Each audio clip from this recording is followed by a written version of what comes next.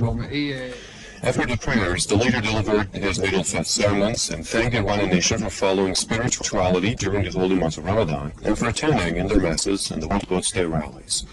The leader also urged the Iranian nation to widely participate in two upcoming elections in the country. First, the Assembly of Experts election, and second, the local council's election.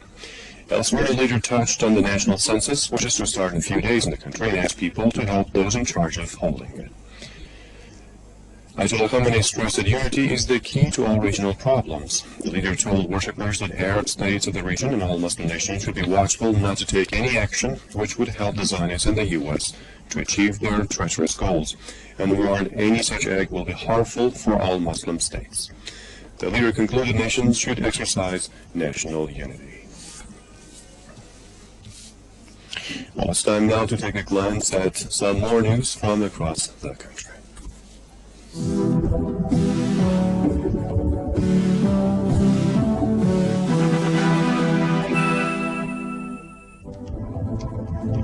President Ahmadinejad has told locals in Shemirat, Iran province, Iran is not on a collision course with American people, which Iran believes are ruled by a tough government. The president said major powers tremble to undermine independent nations and exploit their resources in the name of freedom and democracy.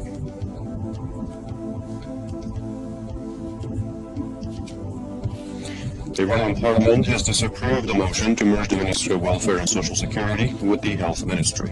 Following a negative vote of the chamber, President Ahmadinejad named Abdulrazak Misri as his nominee for the vacant post. Parliament is scheduled to debate the competence of the president's nominee for the post this Sunday.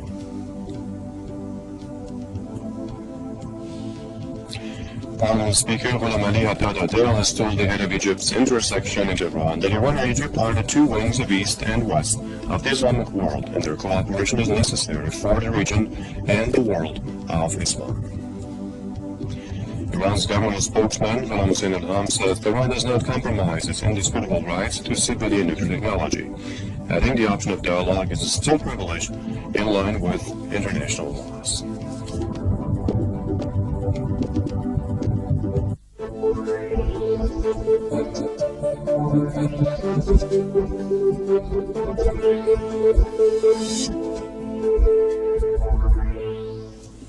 Russian Foreign Minister Sergei Lavrov says there have been neither discussions nor specific proposals submitted to the UN Security Council regarding sanctions on Iran's nuclear program.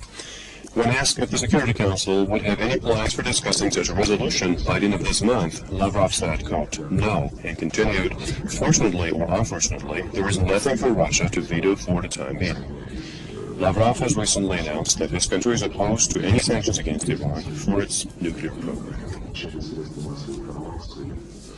Just 2 weeks before the November 7th elections that will determine whether Republicans retain control of Congress, the White House tried Monday to calm political anxieties about deteriorating security in Iraq. The Bush administration says it has no plans for radical shifts in Iraq war policy, despite election year pressure to change course. Frustration with the war is eroding support in Republican as well as Democratic camps, as both lawmakers are demanding that President George W. Bush change his war plan. In Australia, Prime Minister John Howard restated his view that foreign forces must stay despite rising concern that their presence is fueling violence and inspiring terrorists. Howard said pulling international troops out of Iraq now would cause more bloodshed and end hopes of establishing democracy in the country. Iraqi Deputy Prime Minister Barham Saleh is in London for talks with Prime Minister Tony Blair.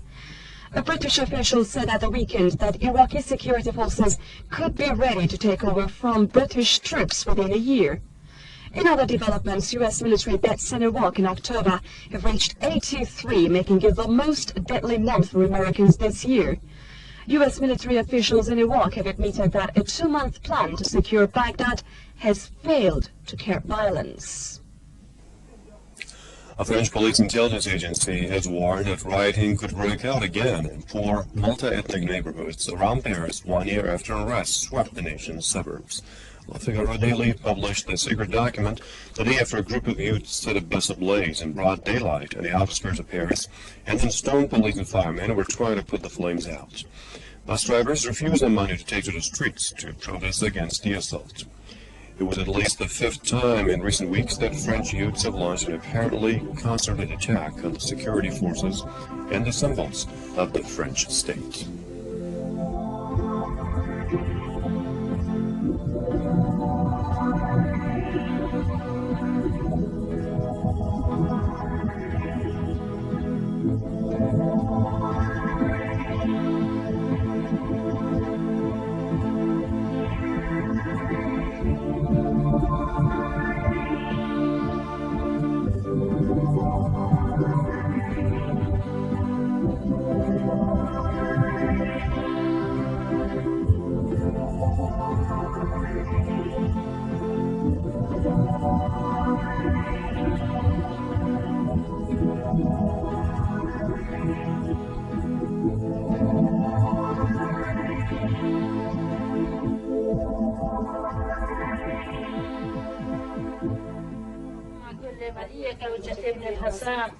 سلامتی هم جوانان سلامات محمد خوشبختی هم جوانان سلامات